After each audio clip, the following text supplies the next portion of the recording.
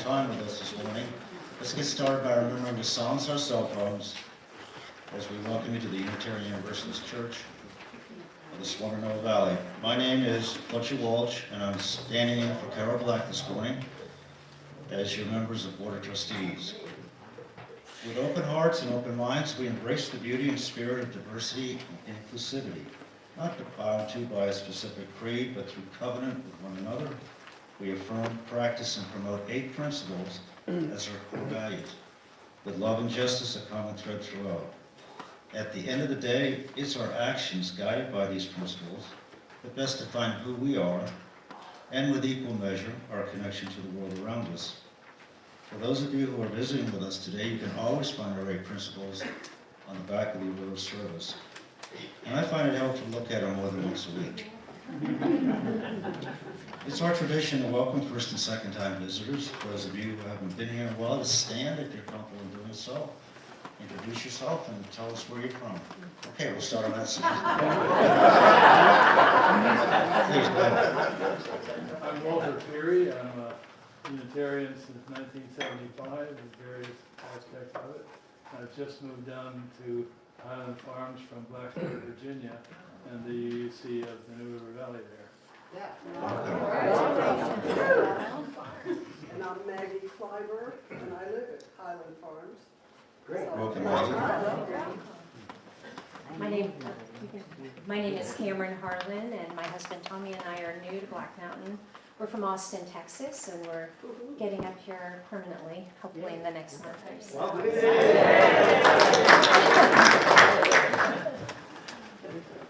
Anybody else on this side? All right, let's go to this side over here. One more back there, okay. Hi, I'm Carrie, and I'm from Black Mountain, and I'm new today. Go on back. My name is Alex. I just moved here a year ago from Nevada, new to Black Mountain, and it was my first day here. All righty, over this side. Go ahead, please. My name's Patty. Been going to Unitarian churches for about 30 years. Started in Vermont and then Georgia and here. And this is my first time in this congregation. Well, once again, thank you all for coming and joining us today. We hope that you find a sense of comfort in this setting and that you'll think about coming back and seeing us again. If you have an interest in learning more about UUCSV, please fill out the orange cards located in the back of the pew. There's also some back in the foyer. You can place them in the collection plate or again on the table up front.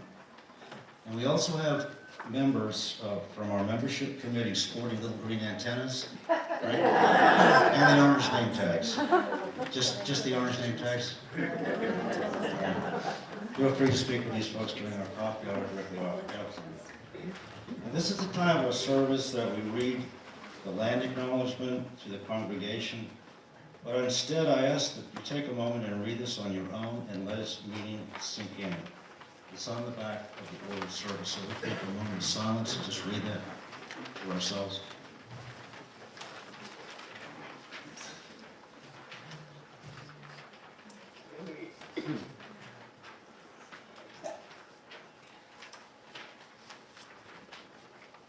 As many of you know, Maggie Moon helped our congregation write and adopt the statement.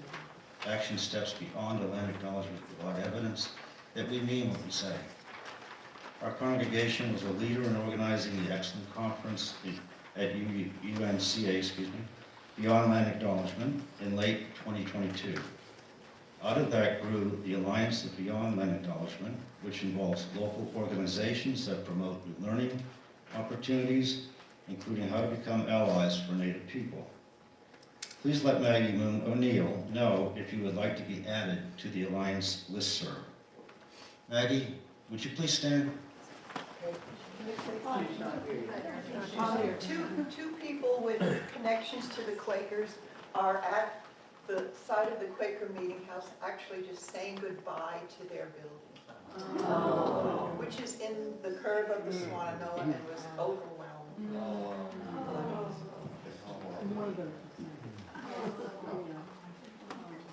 Sorry to hear that. Maggie, is Maggie? No, she's there. She's at the She meeting. She's at the, all right, I'm sorry. Finally, if you read the Current this week, you learned the exciting news that the town of Black Mountain adopted a proclamation on 11/12/24 to declare November Indigenous Peoples Heritage Month. It's important to note that our UU and elected town council member Alice Berry led the effort to adopt this proclamation. So a round of applause. for that.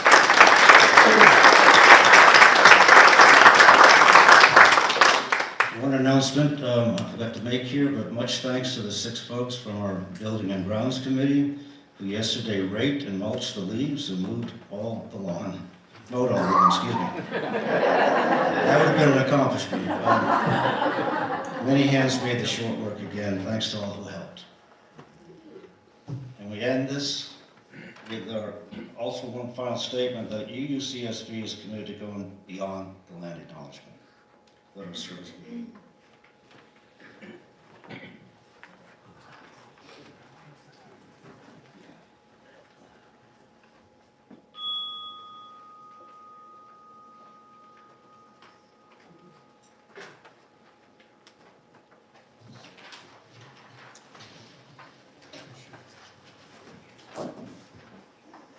Alex from Nevada, is it your birthday today? No, it's not.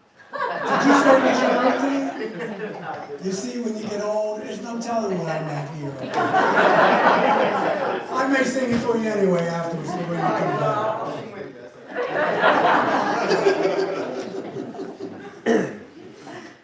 I'm hallucinating. Anyway, our opening words today. Thank you, Doug.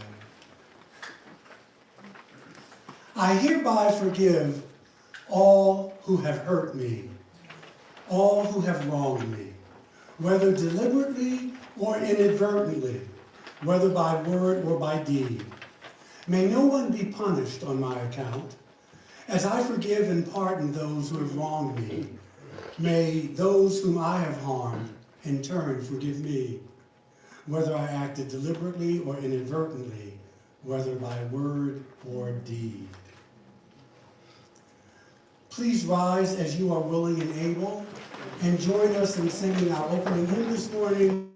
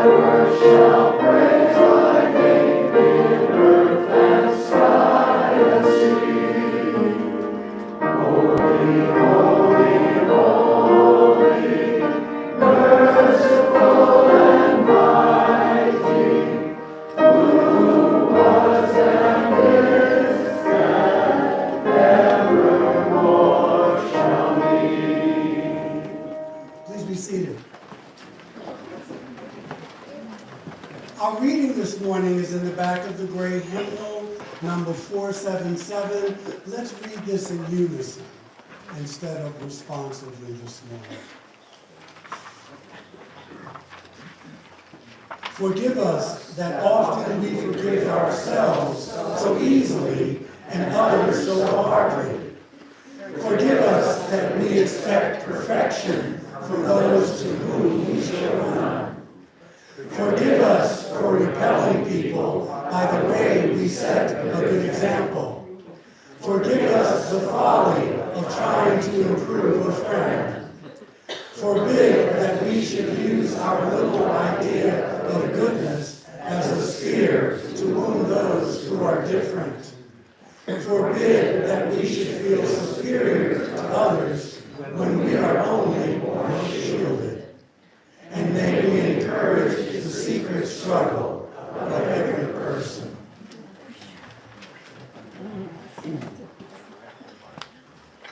So it's time for us to share our joys and sorrows and concerns. For new folks, you can come up and just put a stone in the water here, or you can light a candle.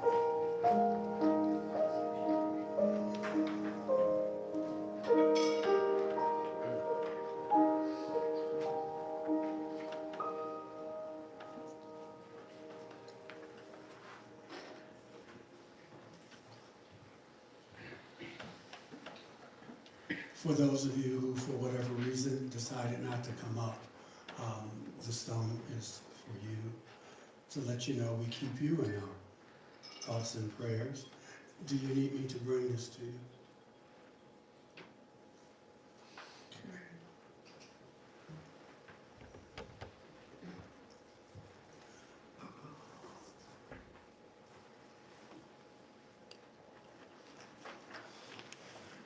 Our meditation today is called Spirit of Compassion, So please center yourself as you usually do, and we will have the time of quiet afterwards.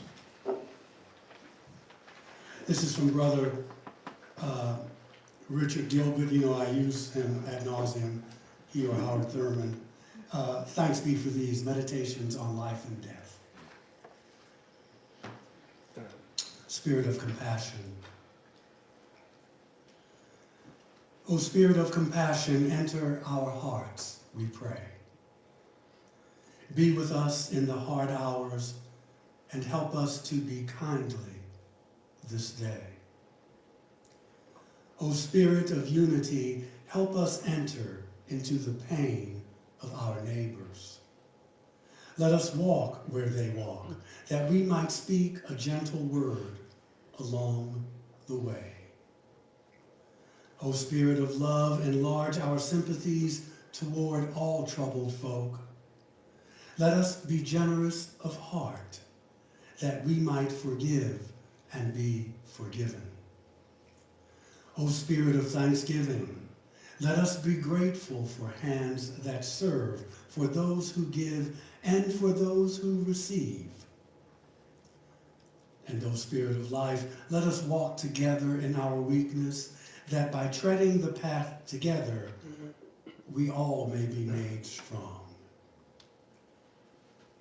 And O Spirit of the spheres, help us to face the mystery of being alive. Secure us in the larger patterns we can trust, and bless us on this holy day. And now, while our minds are one, for this brief moment at least, I leave you with the eloquence of silence.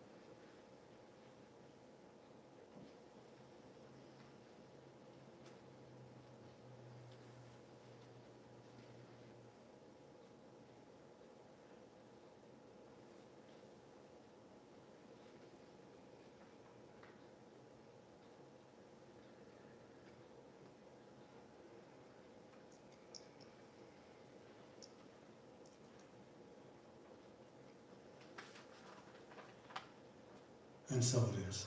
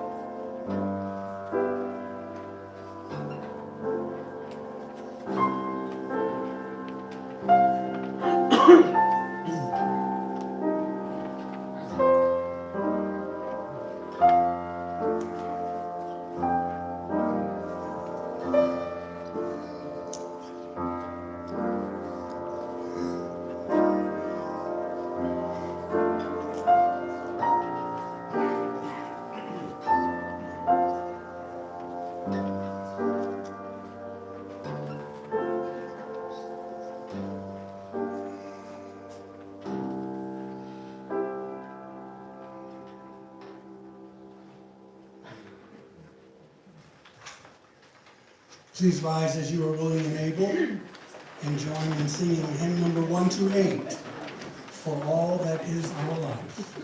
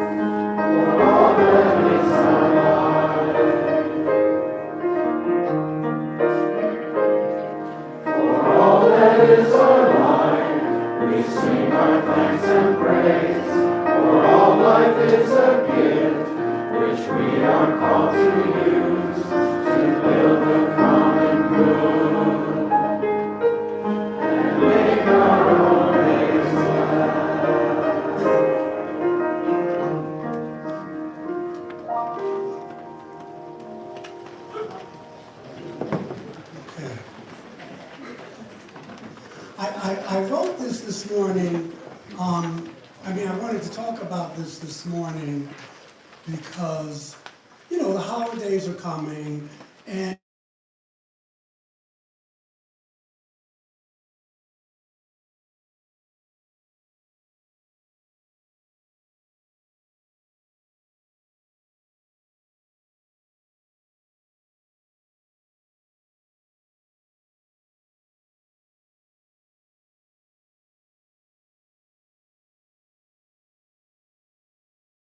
genuine spiritual paths. All genuine spiritual paths talk about, they all contain teachings on forgiveness, right? And so learning to forgive is in many traditions, that's the gift that keeps on giving. Because it meets the needs not only of the one who in need of forgiveness, but for the one doing the forgiving. I feel, coming from a Christian background, I was raised that way, and I still hold on to that tradition, a lot of it anyway. I try to kind of let go of the things that I think don't serve me as I've gotten older. I do feel that some of Christianity's emphasis on forgiveness can sometimes cause more harm than good. By this I mean that teachings on forgiveness need to emphasize that forgiveness is great. It is what we need in a fractured world, and probably always have. But we forget that people need to realize that forgiveness takes time. It's a process. And without this emphasis, you can inadvertently cause more shame you can cause more guilt feelings to be experienced. I personally have counseled or simply spoken to people who feel as though that if they did not forgive quickly enough, that somehow something was wrong with them, that somehow they were not faithful enough, or they were not serious enough in their religious beliefs. And this can cause conflict, conflicting feelings, guilt, and shame. Now, you've heard phrases before, I'm sure, like toxic person, toxic positivity.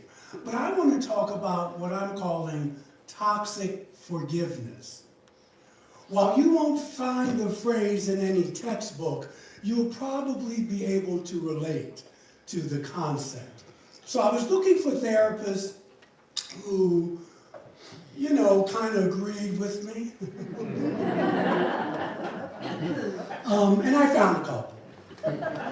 I'm sure they're more, but they don't want to come out.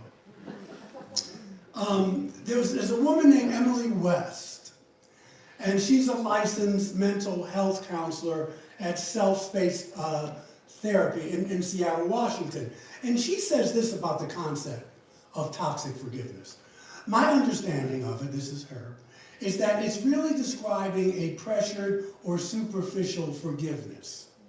She added that it can happen when someone feels an internal or external pressure to rush, to pardon someone else without taking the time to process their own feelings. And this is with people who are people pleasers.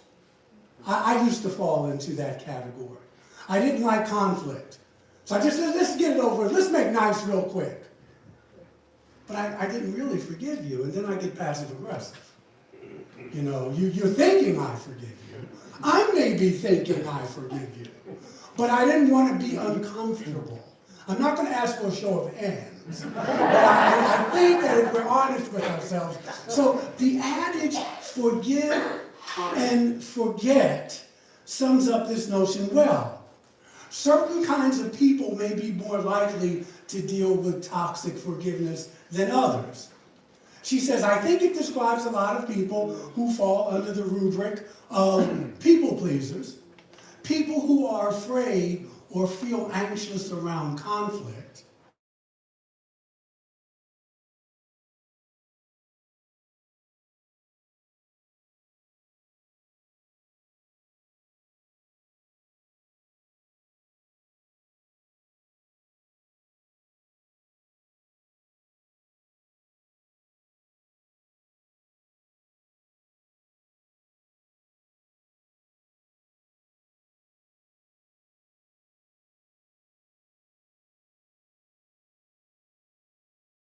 because it's not a forgiveness that is genuine, because you haven't given the time and attention to make it genuine or authentic. And as a result, toxic forgiveness creates pain, it creates resentment, and it creates unsafe relationships. See, I can't trust you because you're saying one thing, but your body's saying another. People who fall into toxic forgiveness behaviors have a natural instinct to repair any sort of rupture or relationship as quickly as possible. They can't deal with the feelings of uncomfortability. They have this image of what a spiritual person should look like. And society tells us that. You need to forgive that. Maybe it may take me some time. Maybe I won't. Maybe I will choose, we'll talk about, I choose not just to have you in my life. I can forgive you and I can let you go out of my life. We want the desire to feel like everything is fine. I don't know if you can relate to this, but I think you do. With folks who forgive and not forget, 3 years later, or even sooner, they pick the scab off a stale topic and they bring it up again. And you're like, I thought we went through this. I thought we had finished this. And they bring it up again, sometimes at an unguarded moment. And so And they present it as if it just happened yesterday. I used to date someone, and they would do this, and this stuff was dated.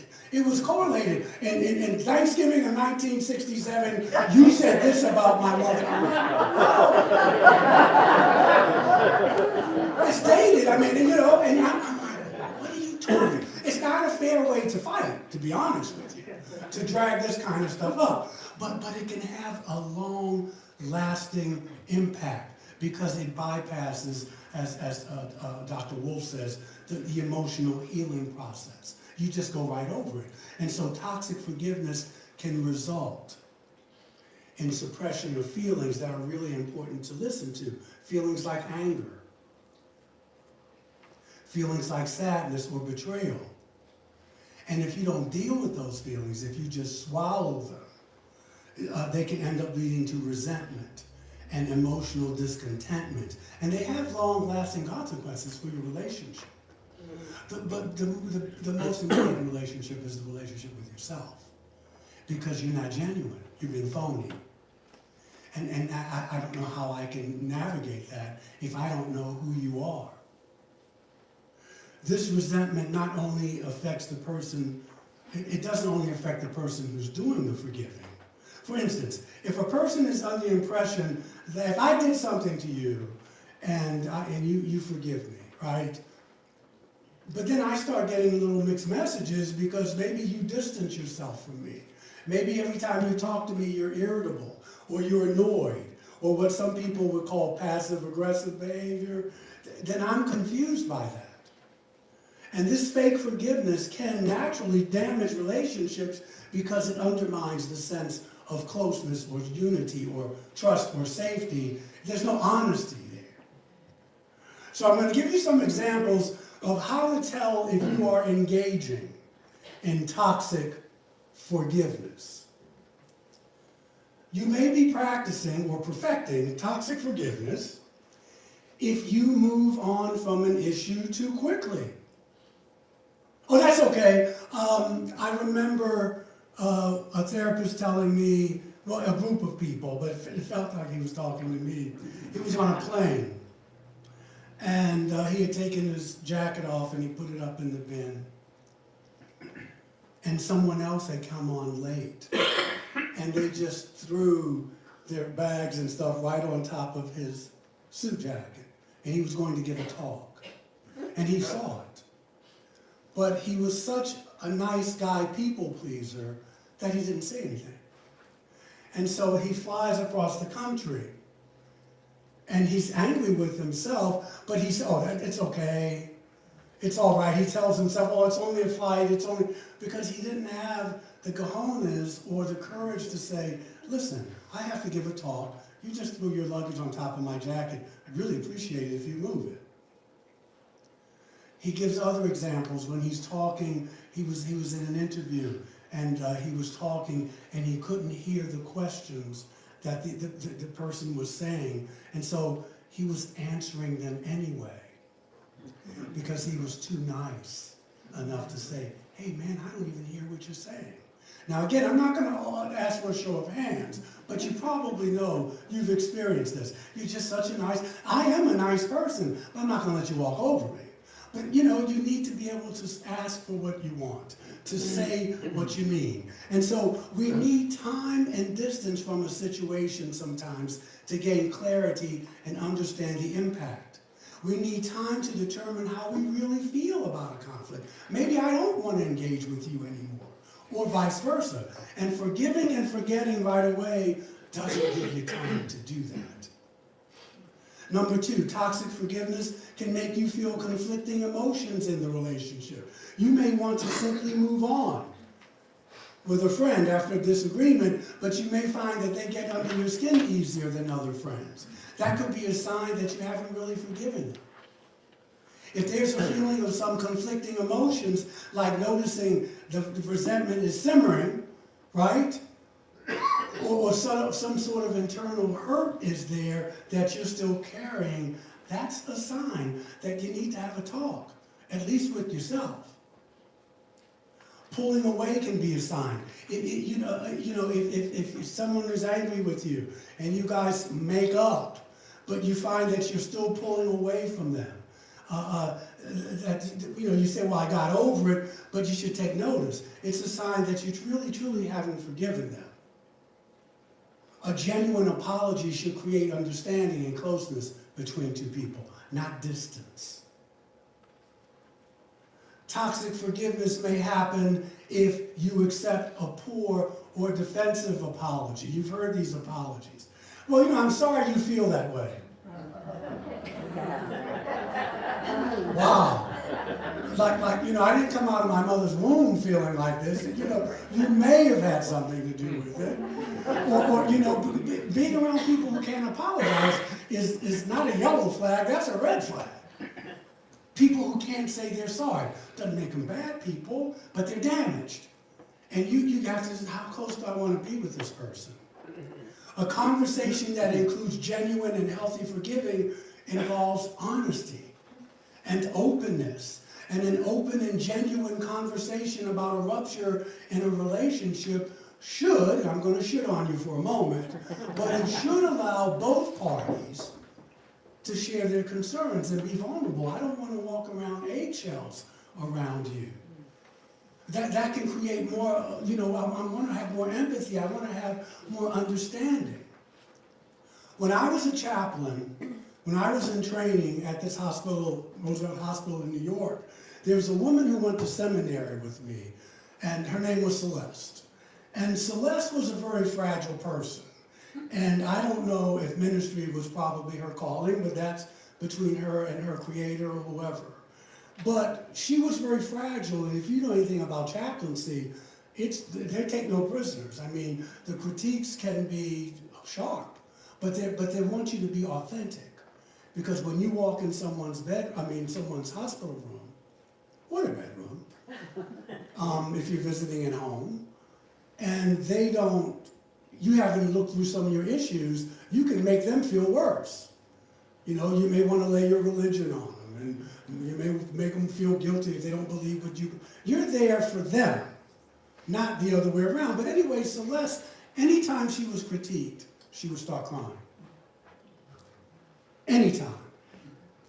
And so she held the whole unit at bay because we were afraid to be honest, to give her honest feedback because she was going to be in a puddle. And so one day, the supervisor, who I didn't really get along with, but we got along around this issue, but she came to me and she said, you going to let this happen? I said, what? I'm not the only chaplain in the room. She said, but you're going to be the only one now. She said that, do you really feel that whatever you say to this woman, her life will fall apart? Do you think you're that powerful? I said, well, you need to ask these other folks that too. She said, well, I'm asking you, because they may not want to do it. And I got it. And I did say, Celeste, I'm sorry you're crying, but, this is what we're critiquing, and this is... And, the world didn't end, but it's easy because we want to be nice. And we don't want to... You can be nice, but you got to be real. And we didn't want to get her crying, but if she was going to grow, and ourselves too, learning how to say no and have difficult conversations, we had to let her go through her hurt. And she survived. She got her degree and everything, just like we all did. If you're talking to someone and you notice the conversation falls into defensiveness and incorporates accusations, that may be a sign that the apology wasn't genuine. I'm just giving you a warning. I did this a lot. I catch myself, especially if my friends, I remember one time someone did, and I was like, oh, don't worry about it. And they were like, because I was being phony. I was angry, but I just want to be nice. Let's not make waves. Let's not cause a scene.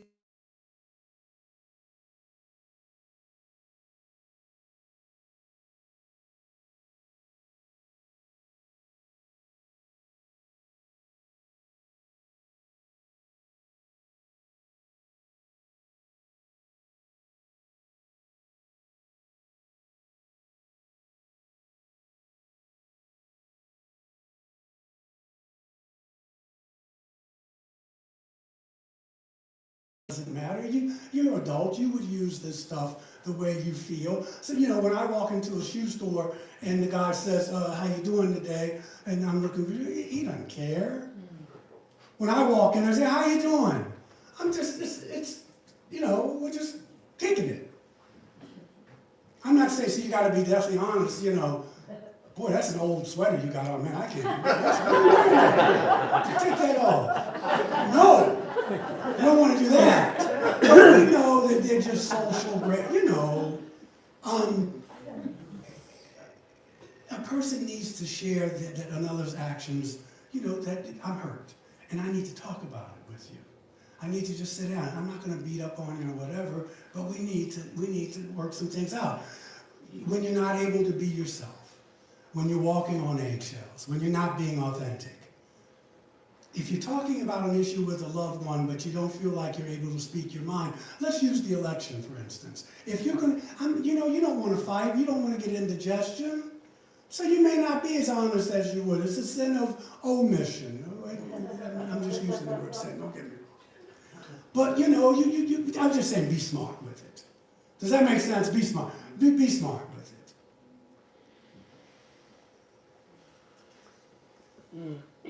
And society encourages us to forgive and forget, but it causes resentment. So, now I know what you're saying. What does it take to genuinely forgive someone? I'm glad you asked. I remember when Marianne Williamson, before she became Marianne Williamson, before she ran for president, obviously, but before she was on Oprah, she used to come to New York, and she had an organization in LA called God's Love We Deliver, and it was called the Manhattan Center for Living. I volunteered there, did reflexology, Reiki, some, feeding people with AIDS, that kind of thing. And I would go to her lectures. And Marianne was tough. She was a diva at times too. But, she became who she is. But she, and she was a student and still is a student of A Course in Miracles.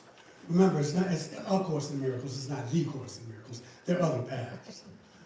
But, and this is what I'm talking about reminds me of. A lot of people want to jump into high levels of spirituality when they haven't done the footwork down here. They haven't looked at themselves, they're not peeling the onion, they're not looking at the shadow side, and they think spirituality is like a coat you put on. I'm being spiritual right now. I got my little crystals on, and I can see auras, and I can do all of that, which I can. But it's the tools that come with, everybody has gifts, Paul tells us in Corinthians. It's the tools that come with it. Some people can heal, some people can speak, some people sing. We all have our gifts. But these people who hadn't done their footwork, they were jumping into these high levels of spirituality and dream analysis and psychic phenomenon. And, since they hadn't done the work here, it turned people off. This kind of new thought, this kind of new age thinking, which I don't like that term, but, because they weren't being real. And they were very angry, some of them. And then, oh no, I'm not angry, I just did the course. I just did the course. I'm not angry. All that stuff doesn't bother me. And you could see that these people were hurting, but they thought they were acting spiritual. They didn't realize that's just part of life. There are atheists who can be spiritual people. They may not use the word, but it's your style of life. If you're in recovery, it's your style of recovery, where people say, I want to emulate that. I like that style of recovery. I like that life. I want to do that. And so people jump into forgiveness, but they haven't done the work. And so they're walking around damaged, and they don't even know it. It can be tough. Marianne called it pouring pink paint over your feelings. When my brother was shot, when my brother was murdered, when my brother-in-law was murdered in Brooklyn, and when my brother was killed in Baltimore, see, that broke me out of that. Because, and I'm being self-deprecating, there was, I had it together. There was nowhere to go. there was nowhere to go. Either I'm going to forgive the brother who shot my brother, or the brothers who killed my brother-in-law, or I'm just going to carry this ball and chain around the rest of my life. So I had to work through some things. You know, now if I saw the brother came in here, came to church, and I recognized him, which I wouldn't, I would just say, what were you thinking at this point? At that point, I wanted to kill him. As a matter of fact, I got in a car with some brothers, and we were armed, and we went over to East Baltimore, and someone broke us out of that. What are we doing? What are we doing? What are we doing? But you know, when you get that anger, but if you don't feel it, you know, that's another sermon.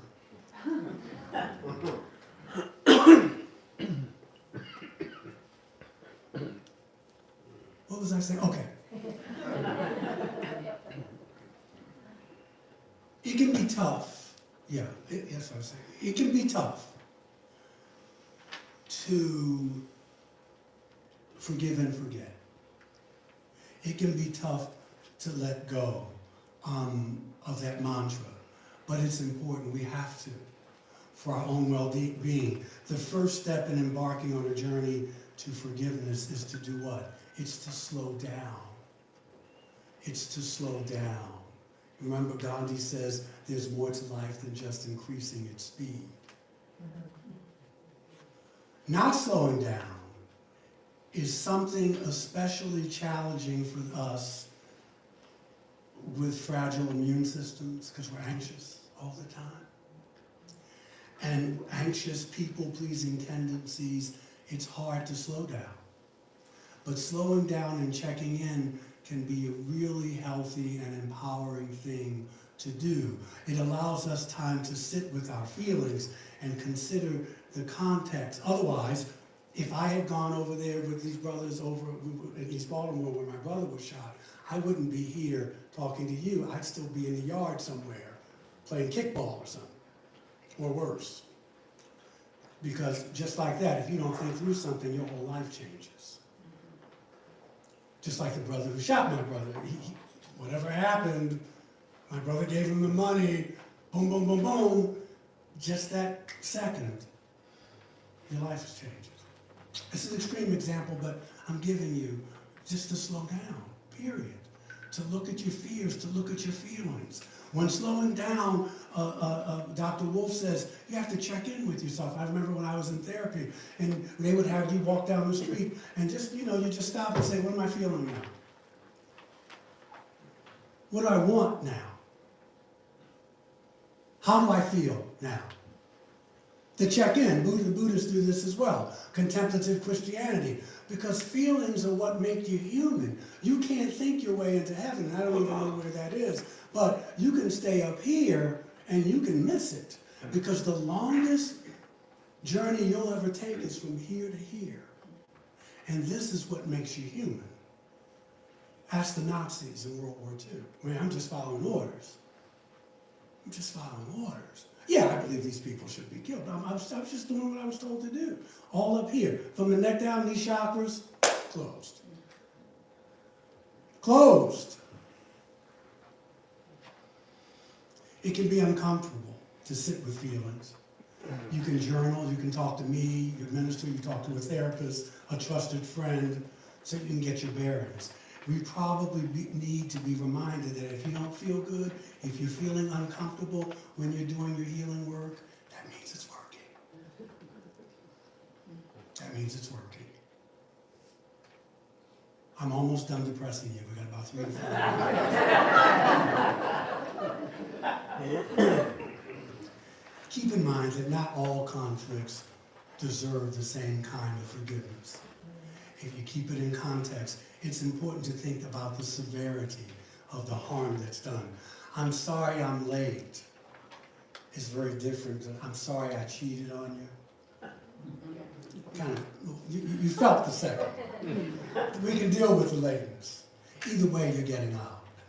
Anyway, that's another thing. You got to get out of here with that. Not all relationships are worth repairing.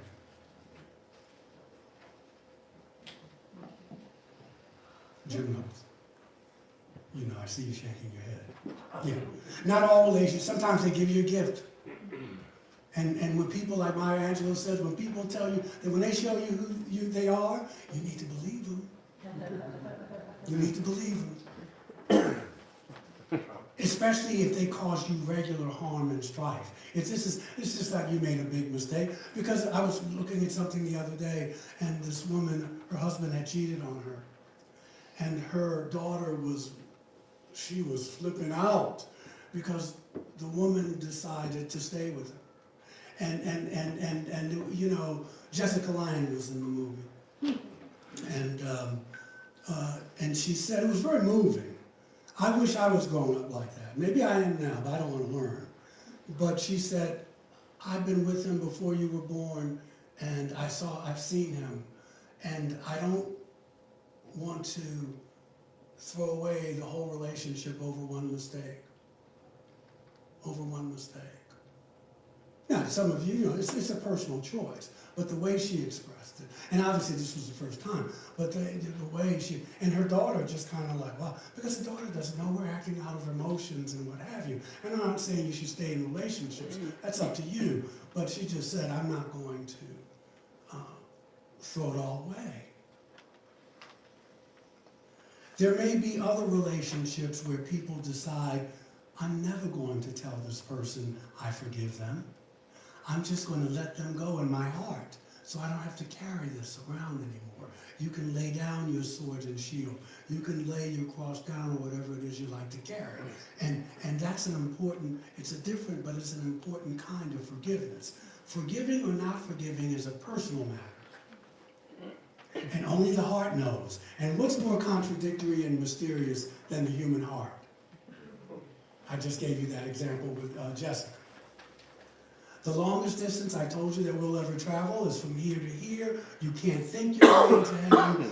Forgiveness is a powerful tool. It's a powerful spiritual tool when it's put into practice. It's not just an intellectual exercise. But true forgiveness cannot come when you're threatened to be barbecued for eternity the rest of your life after physical death, or when being bribed into a place called heaven. That doesn't work either. The church will learn that eventually. You do good because good is good to do. There are no strings attached. I don't do good so I don't want to go to hell. Right? Because there's a highway to hell and a stairway to heaven, it gives you some idea of what the landscape is. Forgiveness comes in its own time and cannot be controlled. It's a powerful tool. But so is the feeling that comes, because a boulder is removed, the stone is removed, a weight is lifted from the shoulders of another human being. The slave becomes free. The slate is wiped clean, and we must come to realize that for some people in life, you never get a second chance. Some people just don't get it. I don't know the answer. We could split the Nobel money, but some people don't get it, or either they get it and they don't get it that they got it. Either way, it's a sad way to live. And so the debt is paid. Our trespasses and those who've trespassed against us are forgiven, and we're all free. The gift of forgiveness has been offered, and so what we do with it is up to us. Or as one of my evangelical sisters says, Michael, on some level, the crown was already bought and paid for. All you have to do is have the courage to wear it. Now, I would say it in a different way, but I got it. If only we could forgive ourselves. The writer and the late writer and activist James Baldwin puts it this way, that human beings can always be better than they are. But he says we have to remember that all of us are brothers and sisters. All of us. And if you can't take it there, baby, you can't take it anywhere. Quoting Jimmy. This is the belief that assisted me when I had those murders in my family. Is forgiveness easy? No. But, whoever said life was supposed to be easy? How many of you are walking around now at this late age, thinking life's supposed to be easy? Now that's privileged thinking. The trick is to learn to say yes to life. All of it. All of it. The poet Rilke expresses it beautifully when he writes that the task of loving and slash forgiving, I'm adding forgiving to Rilke. He'll forgive me for that. you know, messing with perfection. The task of loving another human being is the most difficult task, for which all other work is mere preparation. Everything we do prepares us to learn to love. That's why you're in these bodies. And when it's time, you'll leave, and some of you will repeat, and some of us will go on. This is just the way it is. But you'll get the lesson. You'll get the lesson, eventually. Each of us must learn how to love. I would add to that we must also learn to forgive. And so for those of you who are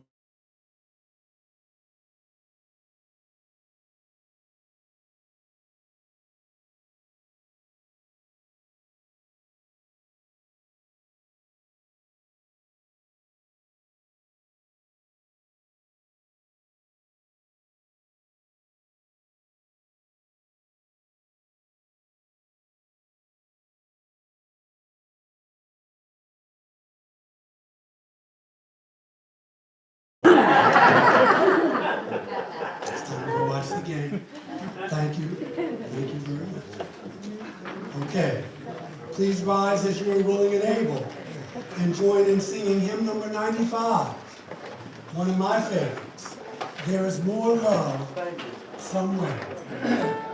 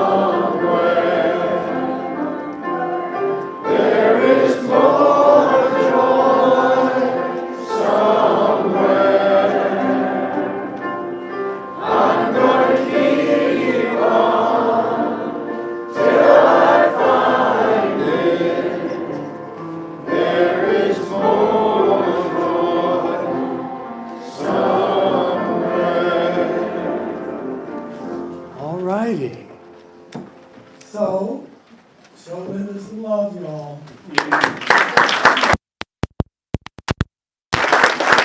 And it's awesome for being here.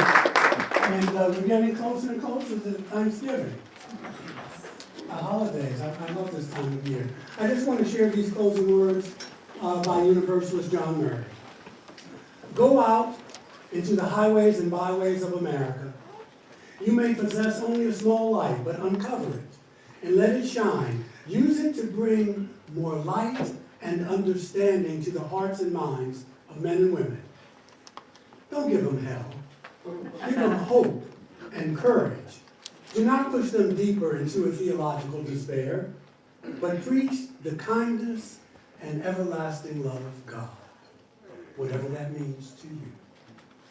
Have a wonderful afternoon.